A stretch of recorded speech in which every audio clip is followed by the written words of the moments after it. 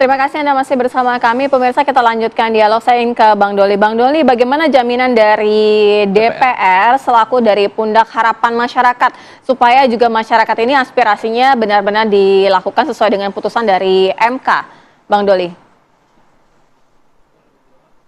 Ya, insya Allah, ya kalau mau jaminannya, insya Allah saya lah salah satu jaminannya. Karena besok saya yang akan mulai nanti malam di konseling dan kemudian hari Senin pada jam 10 itu saya langsung ya akan memimpin rapat itu. Dan kami kan sudah menangkap aspirasi begitu dalam ya. Kami berterima kasih dan bangga kepada adik-adik mahasiswa, pada para guru besar, tokoh-tokoh masyarakat yang hadir ke rumah rakyat, ke rumahnya sendiri menyampaikan aspirasi ya, dan kemudian mengingatkan kita semua termasuk mengingatkan kami di DPR ya. Jadi saya kira pesan itu buat saya pribadi dan saya kira sama semua dengan teman-teman di DPR RI ya, bahwa tentu kita harus sama-sama menjaga demokrasi kita, dan kita lihat 2 hari terakhir ini, tiga hari terakhir ini kan semua sudah panjangannya sama. Saya juga begitu kemarin mendapatkan surat dari KPU itu, saya berkoordinasi dengan pemerintah, dalam hal ini mitra kami di Komisi 2, Mendagri dan Mensesnek, sama pandangannya. Kita mendukung penuh draft yang disampaikan oleh KPU itu, bahwa peraturan KPU yang terkait dengan soal pencalonan itu rujukannya adalah berdasarkan putusan Mahkamah Konstitusi 60 dan 70. Baik. Saya ingin juga mengkonfirmasi ke Bang Doli, ini kami menerima juga surat soal undangan RDP, rapat dengar pendapat untuk hari Senin 26 Agustus dengan Kopsurat dari DPR, pukul 10, ada beberapa poin yang dibahas, ada 6 poin begitu ya. Dan di poin kedua juga akan membahas soal PKPU nomor 8 tahun 2024, tapi memang di sini sudah tercantum terhadap putusan Mahkamah Konstitusi. Bisa dielaborasi Bang Doli mengenai hal ini? Artinya memang ini sebagai bagian dari revisi yang tadi sebelum kita lihat ya, sudah ada poin nomor 2 ini. Kalau bisa dinaikkan lagi, kita akan lihat nanti pembahasan PKPU nomor 8 tahun 2024 terhadap putusan Mahkamah Konstitusi. Bang Doli silakan. Ya, itu salah satu bentuk bahwa kita sangat serius ya.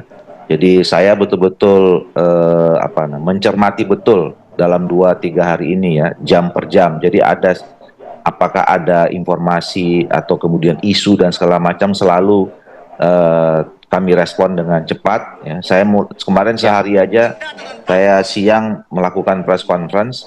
Tadi malam begitu saya mendapatkan surat yang keliru tadi, menurut saya keliru saja itu ya, bahwa dan kemudian sebelumnya pimpinan DPR juga merespon surat yang pertama tadi yang mencantumkan soal putusan Mahkamah Agung itu. Maka kemudian saya langsung berkoordinasi lagi dengan pimpinan DPR untuk mengkoreksi surat jawaban dari KPU yang sudah dikoreksi juga. Nah, maka muncullah surat ini gitu. Nah, jadi nah itu secara formil.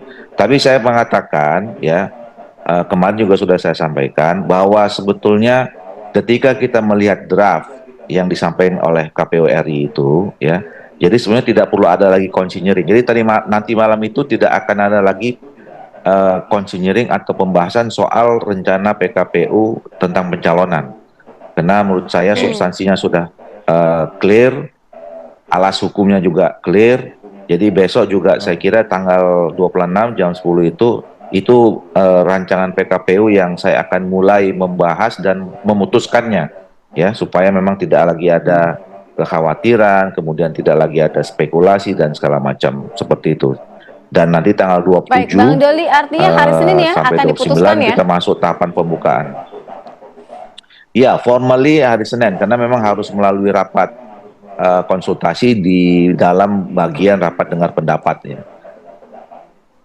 Baik, kita ke Mas Idam. Mas Idam mungkin juga bisa menjelaskan mengenai surat yang sudah kami terima yang terbaru, yang Mas Idam juga sama-sama lihat, sudah mengetahui begitu.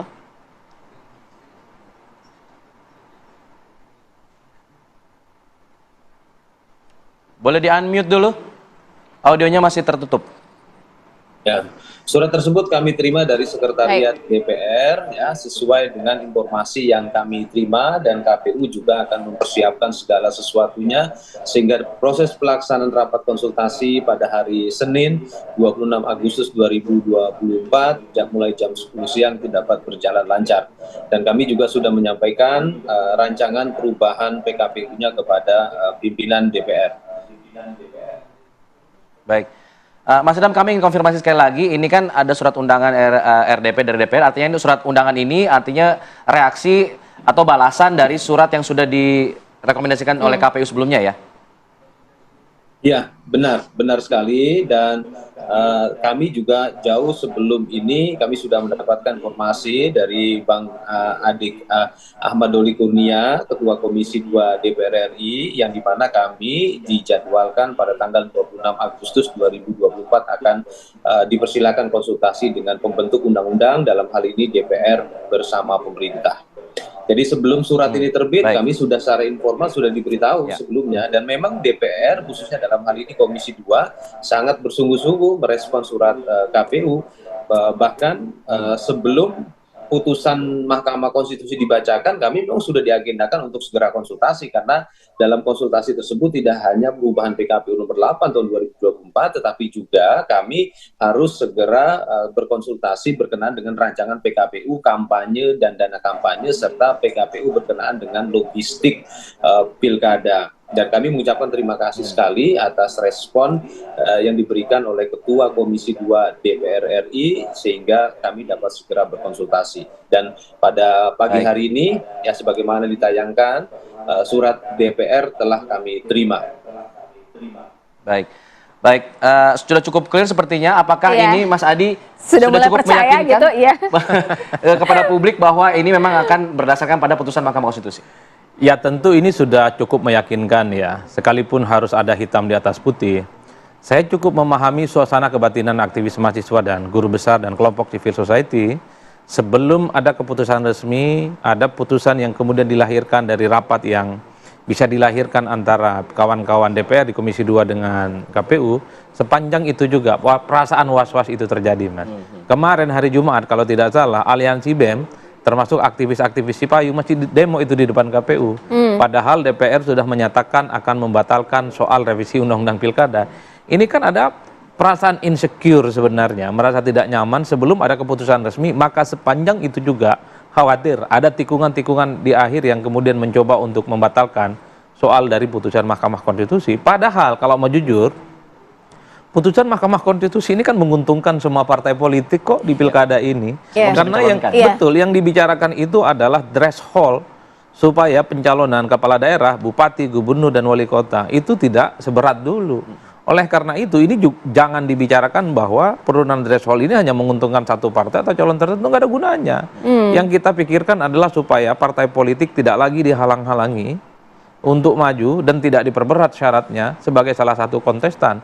Nah, problemnya adalah setelah ada putusan dari Mahkamah Konstitusi, mungkin nanti entah hari Senin ataupun Selasa muncul putusan resmi terkait dengan PKPU ya 2024 penyelenggaraan pilkada serentak. Kawan-kawan partai politik mau menggunakan kemewahan ini atau tidak, memajukan calon sendiri. Dulu mereka berkongsi dengan satu kekuatan politik besar hanya alasan nggak cukup kursi. Nah, ini sekarang, Pak.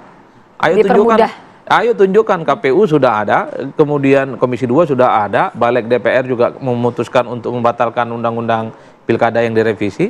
Hari ini ada kemewahan bahwa semua partai politik tak ada cerita untuk tidak bisa menjagokan kader terbaiknya untuk bertanding. Ayo, jangan hanya ada monopoli partai dan kemudian muncul lawan kotak kosong. Meskipun sudah ada deklarasi sebelumnya, yang mengaitkan dengan koalisi besar tadi? Ya, sebelum ada janur kuning melengkung, Pak. Karena yang dihitung itu bukan soal deklarasi, tapi soal siapa yang didaftarkan ke KPU. Jadi partai-partai yang ada di koalisi Kim khususnya, ini masih ada kesempatan bahwa begitu banyak kader-kader terbaik Anda di berbagai tempat, non-Kim juga, yang masih bisa diusung sebagai salah satu kontestan. Misalnya di tempat saya nih di Banten, Bu Airin misalnya.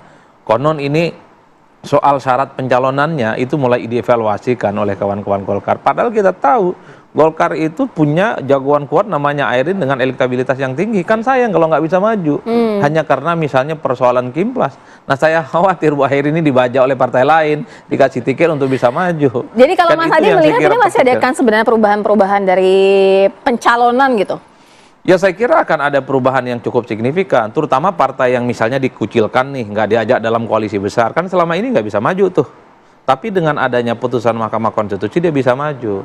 Yang menyakitkan itu sudah dikucilkan, dia ditinggal sendiri, nggak diajak koalisi, nggak bisa maju. Baik. Nah, putusan MK ini kan ngebantu. Iya. Oleh karena itu, sekalipun dia dikucilkan tapi masih bisa mencalonkan sebagai salah satu kontestan. Artinya apa? Secara substansi sebenarnya ini adalah perjuangan yang sejak lama kita lakukan Pak, 10 tahun, 15 tahun yang lalu, supaya nih yang threshold tentang presiden, tentang legislatif, termasuk soal pilkada itu diturunkan kok. Baik. Ini untuk mempermudah calon dan partai politik mengusung calon mereka sendiri. Itu aja. Baik. Apakah akan dipakai oleh partai politik? Wallahu a'lam bishawab. Itu urusan partai. Mas. Baik. Saya ke Mas Idam. Mas Idam, sebagai penghangat lah paling tidak untuk masyarakat seluruh Indonesia ini bisa mendengarkan apa yang disampaikan oleh Mas Idam yang menyatakan bahwa benar-benar sudah firm ya Mas Idam yang akan dibahas itu sesuai dengan yang diputuskan dalam MK.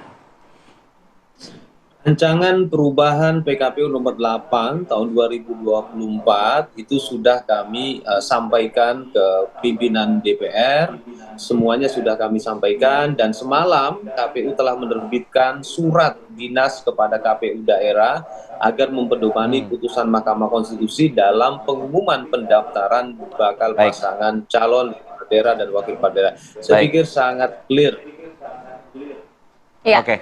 Terakhir Iya. juga saya minta penegasan lagi dari Bang Doli untuk permasalahan ini penggunaan dasar dari putusan Mahkamah Konstitusi. Bang Doli silakan. Ya, kekhawatiran sih boleh saja ya, dan saya kira juga bagus juga kalau kemudian kemarin teman-teman atau adik-adik mahasiswa, nanti para civil society, para guru besar terus mengawal ini sampai putusan hari Senin. Kami juga senang saja bahwa Ya. kemudian nanti akan dikawal, tapi ini mungkin udah dalam 3 hari ini saya menyampaikan ada 50-an kali lah ya, bahwa insya Allah saya menjamin besok hari Senin PKPU tentang pencalonan itu sudah dipastikan akan kita sahkan, akan kita terima dan setujui, yang rujukannya atau alas hukumnya berdasarkan putusan Mahkamah Konstitusi 60 dan 70. Baik. Dan tadi sudah disampaikan juga Baik. teman-teman KPU, bukan hanya menunggu, tapi implementasinya sudah. Mereka sudah kirim surat Oke. ke daerah seluruh Baik. KPU seluruh Indonesia Siap. yang dasarnya adalah putusan Mahkamah Konstitusi itu. Baik. Baik. Terima kasih Baik, atas Bang kejelasan Doli, yang sudah terima disampaikan kasih. oleh Bang Doli dan juga Mas Mas Idam, Idam dan juga juga terima pandangannya kasih. dari Mas Adi. Terima Mas kasih Adi juga banyak terima kasih. kehadirannya di Apa Kabar Indonesia Pagi pada hari ini. Semoga menjadi angin segar bagi masyarakat. Iya, Terima kasih ketenangan semuanya. ya buat Assalamualaikum. masyarakat ya. Baik, kita jeda dulu pemirsa, kita akan kembali dengan Yo. masih soal pilkada ini sepertinya. Ini masalah soal PDI Perjuangan yang sepertinya sudah memberikan sinyal bisa mengusung Anies Baswedan setelah ada utusan dari PDIP terhadap Anies Baswedan, Ahmad Basarah yang kabarnya ketemu dengan Anies Baswedan. Bagaimana kemudian peluangnya? Kita akan bahas saja. Tetap di sini di Apa Kabar Indonesia Pagi.